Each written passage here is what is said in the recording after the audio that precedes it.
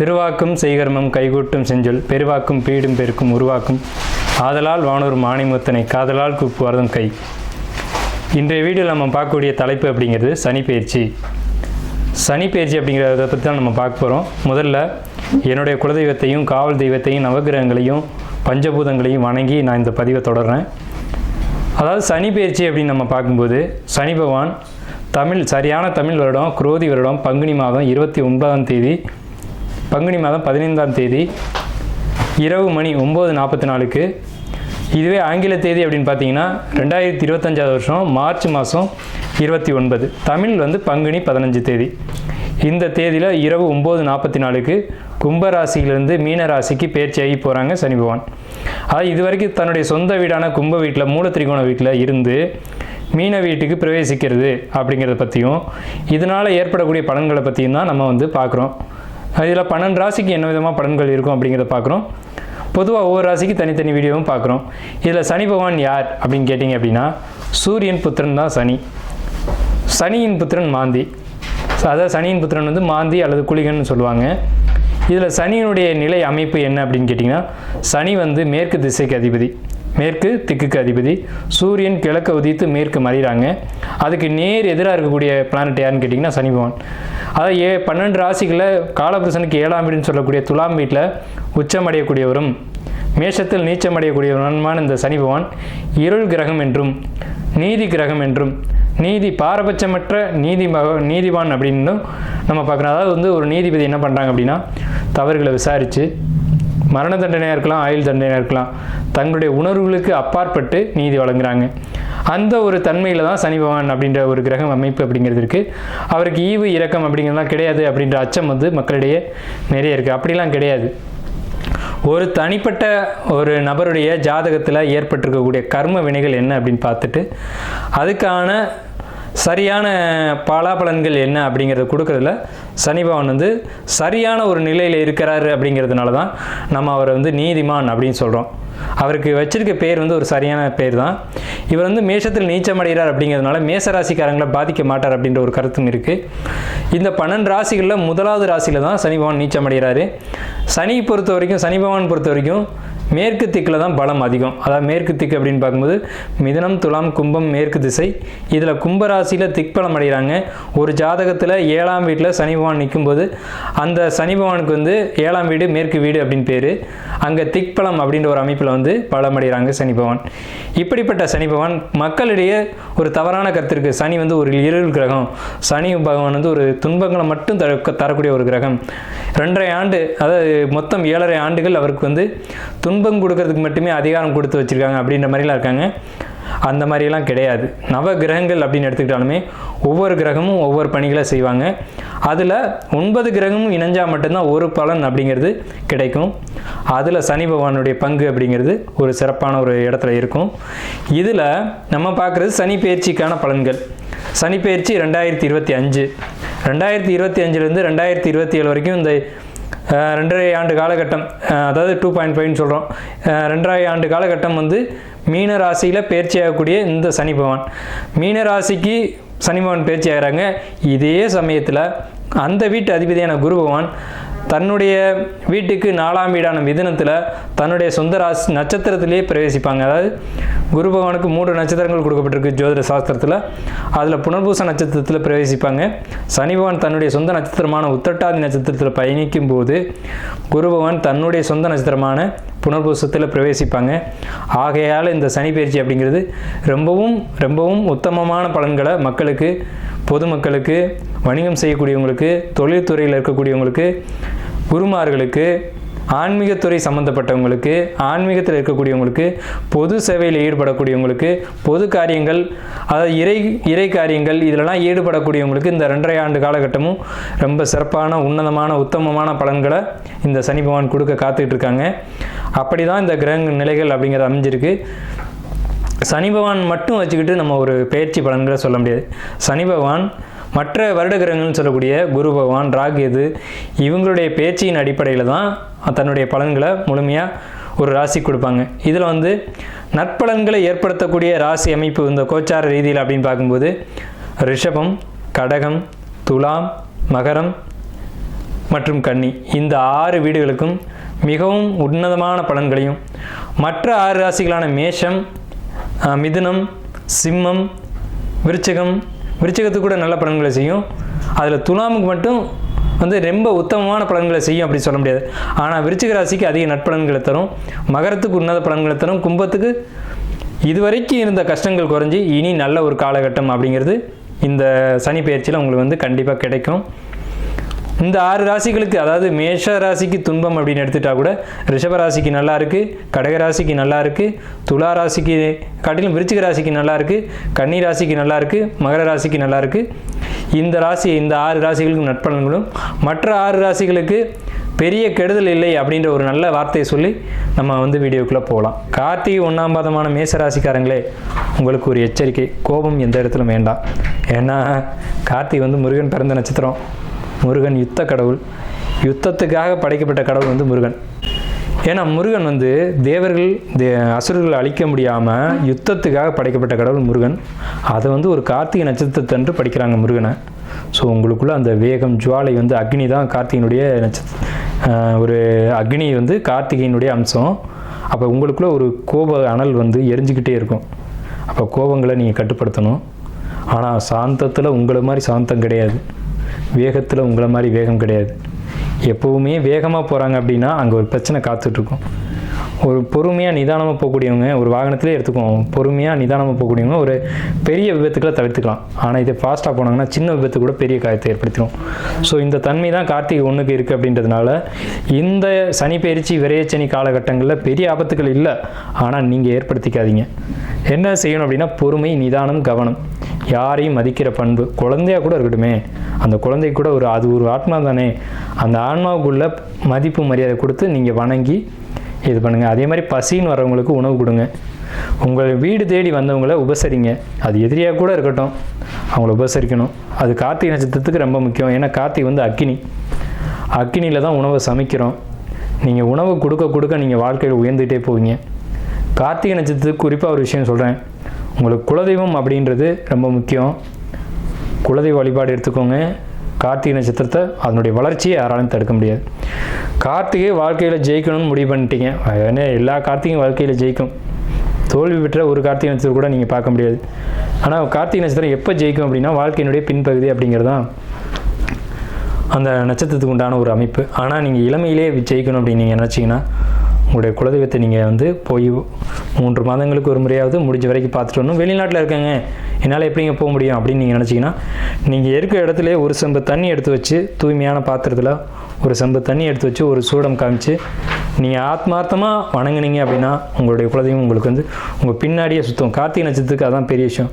கார்த்திகை எங்கெல்லாம் இருக்கோ அவங்களுடைய தெய்வம் வந்து அவங்க கூடயே சுற்றிக்கிட்டு இருக்கும். ஏன்னா கார்த்திகை நட்சத்திரம் மிகப்பெரிய அமானுஷ்ய நட்சத்திரம்னு பேர்.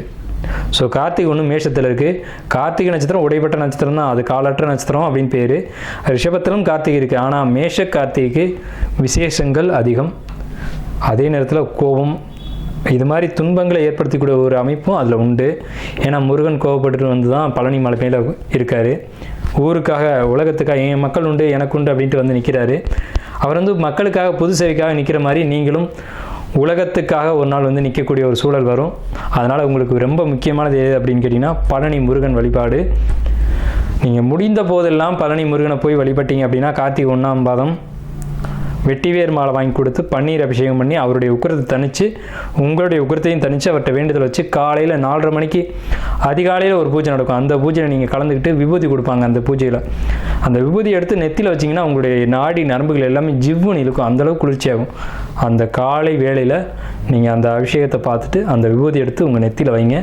உங்கள் வாழ்க்கை மிகப்பெரிய விசேஷத்தை நோக்கி போகும் அப்படின்னு சொல்லுது.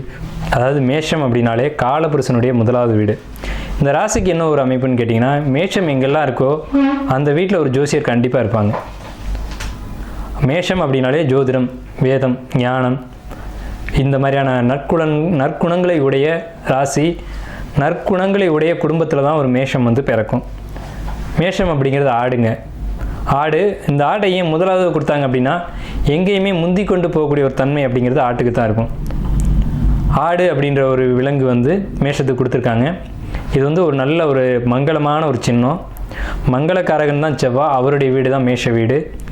இந்த மேச ராசிக்காரங்களுக்கு வரக்கூடிய சனிப்பெயர்ச்சி 2025 முதல் 2027 வரைக்கும் எப்படி இருக்குன்ற பலன்களை தெரிஞ்சுக்கணும்னு நீங்கள் ஆர்வத்தோடு இருக்கிறது நமக்கு தெரியுது. மேசராசிக்கு நல்ல பலன்கள் கொடுக்குமா அப்படின்ற ஒரு கேள்வியோடு தான் இந்த வீடியோக்குள்ளே நீங்கள் வந்திருப்பீங்க. தயவுசெய்து இந்த வீடியோ வந்து முழுமையாக பாருங்கள். நிறைய பலன்களை தெளிவாக விரிவாக விளக்கமாக நம்ம கொடுத்துருக்கோம். முழுமையான வீடியோ பார்க்கும்போது உங்களுக்கு வந்து ஒரு நல்ல ஒரு கைடன்ஸ் அப்படிங்கிறது கண்டிப்பாக கிடைக்கும், ஒரு வழிகாட்டுதல் கிடைக்கும். மேஷம் அப்படின்னாலே ஒரு நல்ல ராசி, நற்குணங்கள் நிறைய உடைய ஒரு ராசி. மேஷம் அப்படின்னா ஒரு துடிப்பு, ஒரு வேகம், ஒரு நல்ல குணங்கள் நிறைஞ்சிருக்கும். எப்போவுமே கோபம் இருக்க இடத்துல தான் குணம் இருக்கும். மேசராசிக்காரங்க அதிகமாக கோவப்படுவாங்க. கோவப்பட்டாங்க அப்படின்னா என்ன அர்த்தம்னா அங்கே வந்து உண்மையும் பாசமும் அன்பும் இருக்குது அப்படின்னு அர்த்தம். தாய் அடிக்கிறதுக்காக தாய் வந்து கெட்டவன்னு சொல்லிட முடியாது. தன்னுடைய குழந்தை வந்து ஒரு நல்ல வழியில் போகணும் அப்படிங்கிறதுக்காக அவள் அடிப்பாள். அந்த ஒரு குணம் அப்படிங்கிறது மேசராசிக்கு உண்டு. மேஷம் எதுலேயும் பதட்டப்படும், எதுலேயும் வேகப்படும், ஆனால் விவேகத்தோடு தான் செயல்படும். ஒரு ஆடு ஒரு மலை உச்சியில் ஏறிடும், இறங்க தெரியாமல் தடுமாறிக்கிட்டு இருக்கும். அது போன்ற குணமுடையவங்க தான் அந்த மேசராசிக்காரங்க. வந்த வழி திருப்பி போக தெரியாது. ஒரு முதலீடுகள் போடுறதா இருக்கட்டும், ஒரு தொழிலை ஆரம்பிக்கிறதா இருக்கட்டும், வேகமாக ஆரம்பிச்சுட்டு அது எப்படி முடிக்கிறதுன்னு தெரியாமல் சுற்றிட்டு இருப்பாங்க. இதுக்கு என்ன அப்படின்னு கேட்டிங்கன்னா, ஒரு ஜோதிடரை அணுகி அந்த ஜோதிடருடைய வழிகாட்டுதலின் பேரில் நீங்கள் நடந்தீங்க அப்படின்னா ரொம்ப பெரிய வளர்ச்சியும், ரொம்ப ஒரு நல்ல எதிர்காலத்தில் ஒரு பெரிய ஒரு இடத்துக்கும், பல பேருக்கு ஒரு முன்னுதாரணமாகவும் பல பேருக்கு நன்மைகள் செய்யக்கூடிய இடத்துல தான் மேசராசிக்காரங்க வருவாங்க. அதுக்கு தேவையான ஒரே ஒரு விஷயம் என்னன்னு கேட்டிங்கன்னா, ஜோதிடருடைய வழிகாட்டுதல். மேஷம் பிறருக்கு செய்யணும், பிறருக்காக பிறந்த பிறப்பு தான் மேஷம். அதாவது பொதுமக்களுக்கு ஒரு தலைவனாக இருக்கக்கூடிய ஒரு அமைப்பு யாருக்கு கிடைக்கும் அப்படின்னு கேட்டிங்கன்னா மேசராசி கிடைக்கும். மேசம் முதலாவது ராசியாக இருக்குது அப்படிங்கிறதுனால இவர்கள் வந்து தலைமை தாங்கக்கூடிய இடத்துக்கு வருவாங்க, முதன்மையானவர்களாக வருவாங்க. 40 வயசுக்கு மேலே பொதுமக்களுக்காகவே வாழ வேண்டிய ஒரு அமைப்பு யாருக்கு வரும்னு கேட்டிங்கன்னா மேஷத்துக்கு தான் வரும். அப்போ இது வந்து சமுதாயத்துக்கான மனிதர்கள் யாருன்னு கேட்டிங்கன்னா மேஷம்தான். தங்களுடைய குடும்பத்தையும் பார்த்துக்கணும், சமுதாயத்தையும் பார்க்கணும். சமுதாயத்தில் ஏற்படக்கூடிய நல்லது கெட்டதுக்கும் போய்க்கணும், தன்னுடைய குடும்பத்தையும் அனுசரித்து கொண்டு போகணும் அப்படின்ற ஒரு அமைப்பு எந்த ராசிக்கு உண்டு அப்படின்னு கேட்டிங்கன்னா மேசராசிக்கு தான் உண்டு. ஸோ அப்பேற்பட்ட உன்னதமான உத்தமமான ராசி மேசராசி அன்பர்களே, உங்களுக்கு சனிப்பெயர்ச்சி நன்மை செய்யுமா அப்படின்ற ஒரு கேள்வியோடு நீங்கள் இந்த வீடியோக்குள்ளே வந்திருப்பீங்க. நிச்சயமாக சொல்கிறேன், உறுதியாக சொல்கிறேன், உங்களுக்கு வந்து சனிப்பெயர்ச்சி நன்மை தான் செய்யும். ஏன் அப்படி சொல்கிறோம் அப்படின்னம்னா, மேசராசிக்கு 2ஆம் வீட்டில் குரு, 6ஆம் வீட்டிலுக்கு கேது, 5ஆம் வீட்டுக்கு பயிற்சி ஆகிறாங்க. மே 14ஆம் தேதி அன்னைக்கு குரு பயிற்சி வந்து உங்களுக்கு ரிஷபத்துலேருந்து மிதுனம் அணைக்கும். மே 18ஆம் தேதி அன்னைக்கு கேது வந்து கன்னிமனையிலேருந்து சிம்மத்துக்கும் பயிற்சி ஆகிறாங்க. அதே காலகட்டத்தில் உங்களுக்கு பாதகஸ்தானம் சொல்லக்கூடிய கும்பராசியில் ராகு பகவான் பயிற்சியாகி மீனத்திலேருந்து பயிற்சியாகி சனி பகவான் கும்பத்திலேருந்து மீனத்துக்கு போவாங்க, மீனத்தில் இருக்க ராகு பகவான் கும்பத்துக்கு வருவாங்க. இந்த மாதிரியான ஒரு மாற்ற அமைப்புகள் எல்லாமே பார்க்கும்போது உங்களுக்கு கிரக நிலைகள் அப்படின்னு கணிச்சோம் அப்படின்னா, உங்கள் ராசிக்கு விரயஸ்தானத்தில் சனி, ராசிக்கு 3ஆம் இடத்துல குரு, ராசிக்கு 5ஆம் இடத்துல கேது, ராசிக்கு 11ஆம் இடத்துல ராகு. மீண்டும் சொல்கிறேன், ராசியில் உங்களுக்கு வந்து ராசிக்கு 12ஆம் வீட்டில் விரயஸ்தானத்தில் சனி பகவான், 3ஆம் இடத்து குரு, 5ஆம் இடத்து கேது, 11ஆம் இடத்து ராகு. இந்த அமைப்புகள் மொத்தமாக நம்ம கவனித்து பார்க்கும்போது வருட கிரகங்கள் இந்த ஒரு அமைப்பில் இருக்கும்போது இந்த வருடத்தை யார் வந்து நன்மை செய்வா, யார் கெடுதல் செய்வா அப்படின்னு பார்க்கும்போது இந்த நான் சொன்ன 4 கிரகங்களுமே நன்மை மட்டுமே செய்யும், தீமை செய்ய வாய்ப்புகள் இல்லை. அதாவது மிதுன ராசி அப்படிங்கிறது காலபுருஷனுக்கு 3ஆவது ராசி. குரு பகவான் உங்கள் ராசிக்கு 9க்கும் 12க்கும் உடையவர். 12ஆம் வீட்டு அதிபதி 3ஆம் வீட்டுக்கு வரும்போது மறைவு ஸ்தானாதிபதி மறைவு ஸ்தானத்துக்கே வருவாங்க. அப்போ இந்த அமைப்புக்கு பேர் வந்து விபரீத ராஜயோகம் அப்படின்னு பேர். விபரீத ராஜயோகம்னா என்னன்னு கேட்டிங்கன்னா, திடீர் அதிர்ஷ்டங்களையும் திடீர் தனவரவையும் எதிர்பார்க்காத ஒரு சொத்து உங்களை தேடி வரும், ஆனால் அது உங்களுடைய சொத்தாக இருக்கும். ஸோ இந்த ஆண்டு தொடக்கமே ஒரு தனவரவோடு உங்களுக்கு தொடங்கும். அப்போ திடீர்னு ஒரு பண வரவு வருது அப்படின்னா அங்கே தான் நீங்கள் கவனமாக இருக்கணும். அந்த பணம் எந்த வழியில் வருது, எந்த வழியில் செலவு பண்ணணும் அப்படின்ற ஒரு விஷயத்தில் திட்டமிடல் தேவை. அதாவது குடும்பத்தில் ஒரு தேவை இருக்கும், அந்த தேவைக்கு ஏற்ப பணமும் உங்களுக்கு தேடி வரும். 2வது விஷயம், உங்கள் ராசிக்கு 5ஆம் இடத்துல பயிற்சியாளருடைய கேது நன்மை செய்யுமா தீமை செய்யுமான்ற ஒரு கேள்வி, 7.5 சனி விரயச்சனி அப்படிங்கிற ஒரு பயம் இதெல்லாம் உங்களுக்குள்ளே இருக்கிறது தெரியுது. கண்டிப்பான முறையில் 5ஆம் இடம்ன்றது காதல் ராசி அப்படின்னு பேர். இப்போ மேச ராசிக்கு காதல் குடும்ப அமைப்பு எப்படி இருக்கும் அப்படிங்கிறத நம்ம கணிப்போம். குடும்பம் அப்படிங்கிறது 2ஆம் இடம். 2ஆம் இடத்துல கேது குரு பகவான் இவ்வளவு காலகட்டங்களாக வந்து வக்ர நிலையில் இருந்தாங்க. இதனால் குடும்பத்துக்குள்ளே வெளியில் சொல்ல முடியாத பிரச்சனைகள், ஏகப்பட்ட பிரச்சனைகள் போயிட்டு இருந்திருக்கும். அதாவது குடும்ப பிரச்சனை வெளியில் சொல்ல முடியாது. அதாவது சிலர் இருப்பாங்க, கணவனுக்கும் மனைவிக்கும் பிரச்சனையாக இருக்கும், அதை 3வது நபர்கிட்ட போய் சொல்லிகிட்டு இருப்பாங்க. மனைவி கணவனை விட்டுட்டு இன்னொருத்தர் போய் சொல்லிட்டு இருப்பாங்க. இது தவறான ஒரு விஷயம். அப்படி தான் இந்த கடந்த காலகட்டங்களுடைய வலி வேதனைகளை மனசுக்குள்ளே வச்சுக்கிட்டு யார்கிட்ட சொல்லுவோம் எப்படி சொல்லுவோம்னு தெரியாமல் தவிச்சிட்டு இருந்திருப்பீங்க. ஆனால் இந்த குரு பயிற்சியில் உங்களுடைய வாழ்க்கை துணைகிட்ட நீங்கள் மனம் விட்டு பேசி அந்த பிரச்சனைகளை தீர்ப்பீங்க. ஸோ இது பெரிய பாசிட்டிவான ஒரு விஷயம். கணவன் மனைவி தான் உறவுகளுக்குள்ளே சிறந்த உறவு அப்படிங்கிறது. எல்லா உறவுகளும் வரும் போகும். ஆனால் கணவன் மனைவி ஒரு வாழ்க்கையில் இணைஞ்சிட்டாங்க அப்படின்னா பிரிவது கிடையாது. வாழ்க்கை முழுவதும் அவங்க அவங்களோடையே பயணிக்கக்கூடிய ஒரு உறவு தான் கணவன் மனைவி உறவு. அதனால தான் தாலின்ற ஒரு கான்செப்டை நம்மளுடைய கலாச்சாரத்தில் கொண்டு வராங்க. ரெண்டாவது மோதிரம்ன்ற ஒரு கான்செப்டுக்குள்ளேயும் மிகப்பெரிய ரகசியங்கள் ஒழிஞ்சிருக்கு. ஏன் மோதிர விரலில் மோதிரம் போடுறாங்க அப்படின்றத நீங்கள் சிந்திச்சு பார்த்தீங்கன்னா அதுக்கான விளக்கங்கள் உங்களுக்கு புரியும். எல்லா விரல்களையும் இணைச்சா பிரிக்க முடியாது, ஆனால் பிரிச்சுக்கலாம். ஆனால் மோதிர விரல் மட்டும் இணைச்சா பிரிக்க முடியாது அப்படின்ற ஒரு கான்செப்ட் விரலில் இருக்குது. அதனால தான் சில மதங்களில் விரலில் மோதிரம் போடுறாங்க. ஏன்னா பிரியாத உறவு அப்படிங்கிறதுக்கு அதான் உதாரணம். ரெண்டாவது உங்களுடைய குறைகளை மனைவி புரிஞ்சுக்கிட்டு அவங்க உங்களுக்கு ஏற்ற மாதிரி நடந்துக்கிறதா இருக்கட்டும், மனைவியை புரிஞ்சுக்கிட்டு கணவன் நடந்துக்கிறதா இருக்கட்டும். இந்த மேசராசிக்கு இந்த சனி பயிற்சியில் இது நடக்கும். இந்த சனி பயிற்சியிலேருந்து இது நடக்கும். விரயஸ்தானத்தில் வந்துக்கூடிய சனி பகவான் விரயத்தை கொடுப்பாரா அப்படின்னு கேட்டிங்கன்னா கண்டிப்பாக விரயத்தை கொடுப்பார். விரயம் அப்படின்ற சொல்லுக்குள்ளே ஒரு அழகான விஷயம் அடங்கியிருக்கு. சுப விரயம் அசுப விரயம் அப்படின்ட்டு. சுப விரயமும் விரயம்தான், அசுப விரயமும் விரயம்தான். இதில் நடக்க போகிறது சுப விரயமா அசுப விரயமா? இதுதான் உங்களுடைய கேள்வி. சுபகிரகங்களுடைய தொடர்பு ஏற்படும் போது சுப விரயங்களும், அசுப கிரகங்களுடைய தொடர்பு ஏற்படும் போது அசுப விரயமும் ஏற்படும். அதில் இந்த 7 சனி தொடங்கக்கூடிய இந்த விரயச்சனியானது மேசத்துக்கு சுப விரயங்களாக தொடங்குது. ஏன்னா அந்த சனி பகவான் வரக்கூடியது மீனராசின்ற சுபர் வீட்டில். நல்லா புரிஞ்சுக்கணும். அந்த 7 சனி தொடங்கக்கூடிய மீனராசியானது மேசத்துக்கு மீனம்ன்றது சுபர் வீட்டில். அந்த வீடு கொடுத்த குரு பகவானும் 3ஆம் இடம்ன்ற விரேத ராஜயோக அமைப்புலையும் தன்னுடைய சொந்த நட்சத்திரத்துலையும் ஏறுறாங்க. இந்த 7 சனி பயிற்சி ஆகும்போது குரு பகவான் நிற்கிற நட்சத்திரம் பார்த்திங்கன்னா புனர்பூச நட்சத்திரம். ஸோ இந்த அமைப்பு அப்படிங்கிறது சுப விரயத்தை கொடுக்கும்.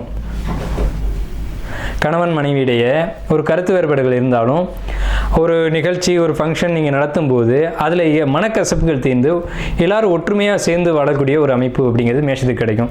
இதில் மேஷத்துக்கு ஒரு அற்புதமான விஷயம் என்னென்னு கேட்டிங்கன்னா, இந்த சுபவிரயம்னு சொன்னோம் இல்லைங்களா, கோயில் கட்டக்கூடிய அமைப்பு இந்த மேஷத்துக்கு இந்த ஆண்டு 2025 உருவாகும். கோயில் கட்டுறதுன்றது சாதாரண விஷயம் இல்லைங்க. கோடி கோடியாக பணம் வச்சுருப்பாங்க, அவங்களால கோயில் கட்ட முடியாது. ஆனால் மேஷத்துக்கு இந்த 2025 சனி பயிற்சி ஆலயங்கள் கட்டக்கூடிய ஒரு அற்புதமான ஒரு யோகத்தை கொடுக்கும். அதாவது ஒரு பழமொழி சொல்லுவாங்க, ஊர் கூடி தான் தேர் இழுக்கணும் அப்படின்ற மாதிரியான ஒரு அமைப்பு. அப்போ இந்த தலைவன் அப்படின்ற அமைப்பு தான் மேசராசினுடைய அமைப்பு.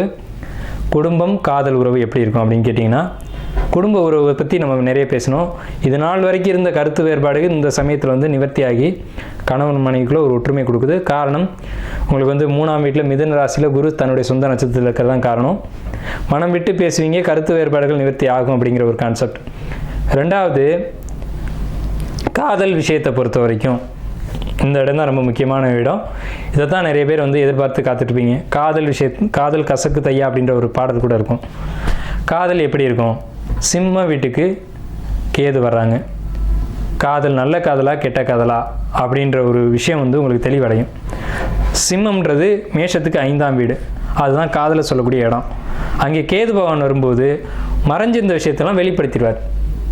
2 காதலர்களுக்கிடையே இருந்த ஒரு விஷயம், மறைவாக வச்சுருந்த ஒரு விஷயம் வெளிப்படையாக பேசிடுவீங்க. அப்போ வெளிப்படையாக பேசினா என்னாகும்? ஒன்று இது செட் ஆகும் ஆகாதுன்ற ஒரு முடிவுக்கு வருவீங்க. காதல் ஒரு தெளிவான முடிவுக்கு வரும். இந்த பந்தம் நமக்கு தேவை அல்லது தேவையில்லை அப்படின்ற ஒரு முடிவுக்கு வருவீங்க. நல்ல உறவாக இருந்தால் எடுத்துக்க போகிறீங்க, ஆகாதுன்னு தெரிஞ்சால் விலக போகிறீங்க. அது இதுக்கு முன்னாடி உங்களுக்கு காதலில் சில கசப்புகள் மேசராசிக்கு கடந்த காலகட்டங்களில் வந்தது உண்மைதான், இல்லைன்னு மறுக்க முடியாது. உங்களுடைய ஜாதக அடிப்படையில் அதாவது லவ்வில் ஒரு தெளிவான ஒரு அக்செப்டன்ஸ் கிடைக்காமையோ அல்லது உங்கள்கிட்ட ஒரு உண்மை இல்லாத தன்மையில் அவங்க நடந்துகிட்ருப்பாங்க. அந்த ஸ்பவுஸ் அப்படின்றவங்க அதில் ஒரு உண்மைத்தன்மை, அவங்களுக்கு உங்களை பற்றின ஒரு உண்மைத்தன்மை தெரிஞ்சு, இதில் மேசம்னாவே உண்மையை நடக்கக்கூடியவங்க, நேர்மையாக நடக்கக்கூடியவங்க. அதனால் அடிக்கடி கோவம் வரும். அதனால் மேஷத்திட்ட யாருமே அட்டாச் ஆக முடியாது. அப்படி அட்டாச் ஆகிறாங்க அப்படின்னா அவங்க நீண்ட காலம் உங்கள் கூட பயணிப்பாங்கன்னு அர்த்தம். செவ்வாய் கோப கிரகம், வேக கிரகம். பட்டுன்னு கோவப்பட்டு பட்டுன்னு வார்த்தைகளை விட்டுரும். அது யார் உங்கள் கூட நீண்ட நாள் பயணிக்க முடியும் அப்படின்னு கேட்டிங்கன்னா, உங்களை பற்றி முழுமையாக தெரிந்தவர்கள், உங்களுடைய குணம், உங்களுடைய அந்த எண்ணங்கள் சிந்தனைகள் தெரிஞ்சவங்க மட்டும்தான் காலம் முழுக்க பயணிக்கக்கூடியவங்க. அப்போ சிம்ம மனையில் கேது வரும்போது தேவையில்லாத காதலாக இருந்தால் முறிச்சு விட்டுடும். அது சரியான காதலாக இருந்தால் அவங்க கடைசி வரைக்கும் உங்கள் கூட வருவாங்க. அதாவது உங்களுடைய காதலுக்காக நீங்கள் காத்துக்கிட்டு இருந்தீங்க, உங்கள் காதலை வெளிப்படுத்திட்டு காத்துட்டு இருக்கக்கூடிய காதலர்களுக்கு ஒரு அக்செப்டன்ஸ் கிடைக்கும் அப்படின்னு தான் நம்ம இங்கே சொல்கிறோம். இந்த காதல் வலிமை அடையுமா அல்லது இந்த காதல் முறியுமா அப்படின்ற ஒரு காலகட்டம் வந்து தெளிவான முடிவுக்கு வரக்கூடிய காலகட்டம் வந்து உண்மையான காதலர்களுக்கு சிறப்பான ஒரு ஆண்டாக இந்த சனி பயிற்சி அமையுது 2025. 2025 உங்களுக்கு கும்பத்தில் வரக்கூடிய ராகு பகவான் கம்யூனிகேஷன், அதாவது கம்யூனிகேஷன் அப்படின்னா என்னங்க, அதாவது ஒரு ஐடி ஃபீல்டில் இருக்கவங்க, இந்த ஜாப்பில் இருக்கக்கூடியவங்களுக்கெல்லாம் தொழில் வேலை உத்தியோகம் அப்படின்னு பார்க்கும்போது ரொம்ப ஒரு சிறப்பான ஒரு அமைப்பு. ஏன்னா கும்பராசி தான் தகவல் தொழில்நுட்ப ராசின்னு பேர். இங்கே இருக்க தகவலை வெளியில் சொல்கிறதுக்கும் வெளியில் இருக்க தகவலை இங்கே கொண்டு வரதுக்கும் கும்பராசி தான் தொடர்புகளை ஏற்படுத்தும். கோயில் கோபுர கலசம் பேர் கும்பத்துக்கு. அப்போ இந்த இடத்துக்கு ராகு வரும்போது வெளிநாட்டு தொடர்புகள், வெளிநாட்டுக்கு போகணும் காத்துட்டு இருக்கக்கூடியவங்களுக்கு வெளிநாட்டு தொடர்புகள் கிடைக்கும். அதே சமயத்தில் உங்களுக்கு வந்துட்டு 9ஆம் இடத்த திசை நடக்கிறவங்களோ 12ஆம் இடத்த திசை நடக்கிறவங்களுக்கோ வெளிநாடு போகக்கூடிய மேசராசி நண்பர்களுக்கு கண்டிப்பாக நீங்கள் காத்துக்கிட்டு இருந்த வாய்ப்பு, தொழில் உத்தியோகம் உயர்வு அப்படிங்கிறதெல்லாம் நிச்சயமாக கிடைக்கும். அதில் எந்த விதமான மாற்று கருத்துக்கும் இடமில்லை. அதே நேரத்தில் உங்களுக்கு வந்து கம்யூனிகேஷன் ப்ராப்ளம், நீங்கள் சொல்கிறது ஒன்று சொல்லுவீங்க, அடுத்து அது வந்து சம்மந்தப்பட்ட நபர்கிட்ட வந்து வேறு மாதிரியாக போகும். அந்த மாதிரியான பிரச்சனைகள் இனி இருக்காது. இனிமேல் நீங்கள் என்ன கம்யூனிகேட் பண்ணணும்னு நினைக்கிறீங்களோ அந்த சரியான ஒரு வெளிப்படுத்தல் வந்து உங்களுக்கு இருக்கும். அது இடைப்பட்ட நபர்கள் திரித்தல் அப்படிங்கிறதுலாம் இனி மேசராசிக்கு இருக்காது. அதே சமயத்தில் வேலையில் இருக்கக்கூடியவங்களுக்கு நல்ல ஒரு ப்ரொமோஷன் கிடைக்குமா அப்படின்னு கேட்டிங்கன்னா கண்டிப்பாக கிடைக்கும். இன்க்ரிமெண்ட் கிடைக்குமானா கண்டிப்பாக கிடைக்கும். இதே சமயத்தில் பெண்களால் மேசராசிக்காரங்களுக்கு துன்பம் ஏற்படக்கூடிய காலகட்டம் தான் இந்த சனி பயிற்சி காலகட்டம். ஆண்களாக இருக்கும் பட்சத்தில் நீங்கள் பெண்கள் விஷயங்களில் வந்து ரொம்ப எச்சரிக்கையாக இருக்கணும். நீங்கள் வேலை செய்யக்கூடிய இடத்துல, உத்தியோகம் பண்ணக்கூடிய இடத்துல ஒரு லேடிஸ் இருக்காங்க அப்படின்னா அவங்ககிட்ட ரொம்ப கண்ணியமாக நடந்துக்கணும். எப்போவுமே மேஷம் வந்து ரொம்ப கண்ணியமாக நடந்துக்கூடிய ஒரு அமைப்பு உள்ளவங்க தான். அதே சமயத்தில் அவங்களுடைய போக்கு என்ன, அவங்க எப்படி நடந்துக்கிறாங்க, அவங்க நம்மளை வெறுக்கிறாங்களா இல்லை நம்ம இருக்கிறது அவங்களுக்கு ஏதாவது இடையூறாக இருக்கா அப்படின்றத பார்த்து அதுக்கேற்ற மாதிரி நீங்கள் வந்து உங்களுடைய வேலைகளை செஞ்சுட்டு வரணும். அவங்க வந்து நீங்கள் உங்களை வந்து அவங்க ஒரு போட்டியாக கூட நினைக்கலாம். இவர் இருக்கிறது வந்து நமக்கு தொந்தரவாக இருக்கே, நமக்கு கிடைக்க வேண்டிய இன்க்ரிமெண்ட்டோ ப்ரொமோஷனோ அவருக்கு கிடைக்குதே, அவர் இருக்கிறது நமக்கு தொந்தரவாக இருக்கே அப்படின்னு சொல்லிட்டு உங்கள்கிட்ட வந்து சில தேவையில்லாத இடைஞ்சல்களை கொடுக்கக்கூடிய ஒரு காலகட்டம் தான் இந்த காலகட்டம். அதுக்கு என்ன பரிகாரம் அப்படின்னு கேட்டிங்கன்னா பொறுமை, கவனம், உங்களுடைய வேலையை நீங்கள் பார்க்குறது, அடுத்தவங்க வேலையை நீங்கள் செய்யாதீங்க, அடுத்தவங்களுடைய விஷயங்களை நீங்கள் தலையிடாதீங்க, அடுத்தவங்களை பற்றி நீங்கள் கமெண்ட் அடிக்காதீங்க. மேசராசிக்கு நான் கொடுக்கக்கூடிய பரிகாரம் அப்படின்னு கேட்டிங்கன்னா நீங்கள் உண்டு, உங்கள் வேலை உண்டு, உங்களுடைய பணி உண்டு, அதோடு போயிட்டே இருக்கணும். அடுத்தவங்க வேலையில் தலையிடுறதோ அடுத்தவங்களை பற்றி பேசுகிறதோ பொறுமை இல்லாமல் ஒரு இடத்த விட்டு வெளியில் வர்றதோ இருக்கக்கூடாது இந்த காலகட்டங்களில். பொறுமை வந்து சனியினுடைய அமைப்பு. சனி காத்திருக்கக்கூடியவர். ராகு பகவானும் சனியினுடைய காரத்துவம் என்னன்னு கேட்டிங்கன்னா காத்திருத்தல், காலம் வரும் வரை காத்திருத்தல் வந்து சனியினுடைய காரத்துவம். அதை கையில் பிடிச்சிக்கிட்டீங்க அப்படின்னா உங்களுக்கு தேவையான வளர்ச்சியை சனி பகவான் கொடுத்துருவார். அதுவும் மேஷத்துக்கு பாதகாதிபதியான சனி பகவான் அவர் வந்து விரைச் சாதனத்தில் வரும்போது நீங்கள் காத்திருந்தீங்க அப்படின்னா மட்டும் உங்களுக்கு தேவையான எல்லா யோகங்களும் எப்போவுமே கிடைக்கும். ஆனால் மேஷம் காத்திருக்காத ராசி, இதுதான் உண்மை. இருந்தாலும் என்னுடைய பணி அப்படிங்கிறது நீங்கள் இந்த காலகட்டத்தில் காத்திருந்தால் நன்மை வரும்னு சொல்லக்கூடியது என்னுடைய வேலை. அதை நான் கரெக்டாக செய்கிறேன்.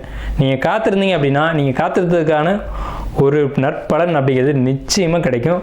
நீங்கள் உத்தியோகம் பண்ணக்கூடிய இடத்துல பர்மனெண்ட்டாக நீங்கள் வந்து வேலை செய்யக்கூடிய ஒரு அமைப்பு அப்படிங்கிறது உத்தியோகம் வேலையில் இருக்கக்கூடியவங்களுக்கு நிச்சயமாக கிடைக்கும். ப்ரொமோஷன், இன்க்ரிமெண்ட் கிடைக்கும். அங்கே இருக்க உண்மைத்தன்மையை நான் சொல்லிட்டேன். அதே சமயத்தில் நீங்கள் ஜாப்பில் இருக்கீங்க, அதே ஜாப்பில் இன்னொருத்தருக்கு ப்ரொமோஷன், இன்க்ரிமெண்ட்டு கிடைக்குது அப்படின்னா நீங்கள் பொறுமையாக காத்திருக்கணும். ரெண்டாவது விஷயம், அவங்களுக்காக நீங்கள் ஜாமீன் ஏற்றக்கூடாது. அவங்களுக்கான ஒரு வாரண்டி, கேரண்டி இதெல்லாம் நீங்கள் கொடுக்கக்கூடாது. நீங்கள் உண்டு, உங்கள் வேலை உண்டு, உங்கள் பணி உண்டு அப்படிங்கிறத நான் சொல்லிட்டேன். பொறுமையாக இருக்கணும் அப்படிங்கிறத நம்ம இங்கே வலியுறுத்தி சொல்லியிருக்கோம். அதே நேரத்தில் திருமண வாழ்க்கையை பொறுத்த வரைக்கும் திருமணம் அப்படிங்கிறது 1000 காலத்து பயிருங்க. குருபவன் உங்களுக்கு 3ஆம் இடத்துல வந்திருக்காங்க. கண்டிப்பாக நல்ல வரன் அமையுங்க. ஏன்னா 3ஆம் இடத்துல இருக்க குருபவன் உங்கள் ராசிக்கு 7ஆம் இடத்தை பார்ப்பார். அது அந்த 3ஆம் வீட்டிலேருந்து 5ஆம் வீடு அமையும். லவ் மேரேஜுக்கான சக்ஸஸ்ஃபுல்லான காலகட்டம் இந்த மேச ராசிக்கு. அதே நேரத்தில் வரன் தேடி இருக்கவங்களுக்கு சரியான வரன் சரியான இடத்துலேருந்து வந்து உங்களுக்கு அமையும். அதுக்கு உங்களுடைய பிறப்பு ஜாதகமும் நீங்கள் பார்த்துக்கணும். அதை நீங்கள் பார்த்துக்கோங்க. ஆனால் கோச்சார கிரகங்களுக்குன்னு ஒரு வலிமை உண்டு.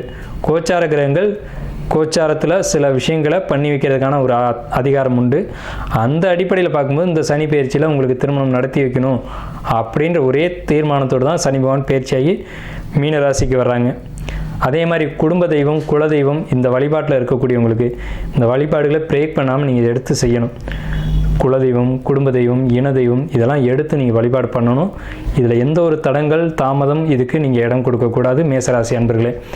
ஏன் அப்படி சொல்கிறோம், உங்களை அழுத்தி சொல்கிறோம்னா மேசராசிக்கு தான் அந்த தன்மை வரும், மேசராசிக்கு தான் அந்த பொறுப்பு வரும்.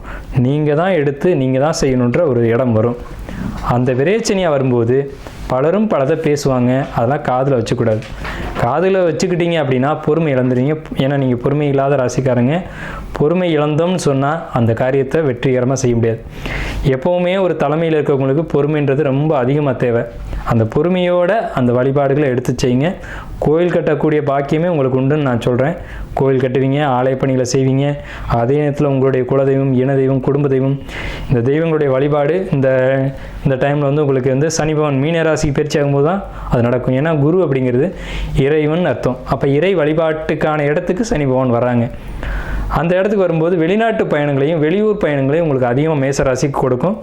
அதன் மூலமாக யோகங்களையும் யோக பாக்கியங்களையும் கொடுக்கும். அதையும் நீங்கள் வந்து கரெக்டாக செய்யணும். அதே நேரத்தில் இந்த வழிபாடுகளையும் கரெக்டாக செய்யணும். பொறுமை ரொம்ப ரொம்ப ரொம்ப அவசியம் இந்த 7.5 நாட்டு சனி காலகட்டங்களில். திருமண வாழ்க்கை நம்ம சொல்லியாச்சு. மாணவர்களை பொறுத்த வரைக்கும், படிக்கக்கூடிய மாணவர்கள், இப்போ 10th படிக்கிறீங்க, 12th படிக்கிறீங்க, நீட் எக்ஸாம் படிக்கிறீங்க, அல்லது ஒரு மருத்துவராக படிக்கிறீங்க அப்படின்னா ரொம்ப ரொம்ப ரொம்ப பொறுமை தேவை. நீங்கள் படிக்க போன இடத்துல படிப்பு மட்டும்தான் பார்க்கணும். அதை விட்டுட்டு படிப்பை தவிர்த்து மற்ற விஷயங்களை கவனம் செலுத்தக்கூடாது. உங்கள் வேலை என்ன, படிக்க தானே போயிருக்கீங்க, படிப்பை மட்டும் கவனம் செலுத்துங்க. அதே நேரத்தில் பார்ட் டைமாக படிக்கிறவங்களுக்கு ரொம்ப அற்புதமான காலகட்டம். பொறுமையும் நிதானமும் தேவை. புரிஞ்சு படிங்க. ஏன்னா உங்களுக்கு குரு பகவான் 3ஆம் இடம் தான் மனசு, ஆள் மனசு அப்படிங்கிறது குரு பகவான். ஸோ அதனால் படிப்புக்கு நல்லாயிருக்கும். ஆனாலும் உங்களுடைய மனதில் தேவையற்ற எண்ணங்கள், தேவையற்ற சிந்தனைகள், மன அழுத்தங்கள், குழப்பங்கள், கவலைகள் இதெல்லாம் ஊடுருவும். சரிங்களா? அதாவது நான் வெளிப்படையாகவே சொல்கிறேன், நீங்கள் படிக்க போகிறீங்க. இப்போ 12th 10th அப்படிங்கிறது டீனேஜ் காலகட்டம்னு பேர். இந்த டீனேஜில் என்ன உணர்வுகள் மாணவர்களுக்கு வரும்ன்றது எல்லாருக்கும் தெரிஞ்ச விஷயந்தான். ஸோ அங்கே தான் தடுமாற்றம் வரும். படிக்க போனால் படிக்கிற வேலையை மட்டும் பார்க்கணும். அதை விட்டுட்டு லவ் பண்ணுறேன், க்ரஷ் இருக்குது, இந்த வெங்காயம்லாம் உங்களுக்கு தேவையில்லை. சரிங்களா? படிக்க போன இடத்துல படிப்பை தான் பார்க்கணும். அதாவது நம்மளை வந்து தாய் தகப்பன் வந்து இரு கண்களாக பாவிச்சு, கண்ணை காட்டிலும் ரொம்ப ஒரு தன்னுடைய வாழ்க்கையை அர்ப்பணித்து உங்களை வந்து படிக்க வைக்கிறாங்க.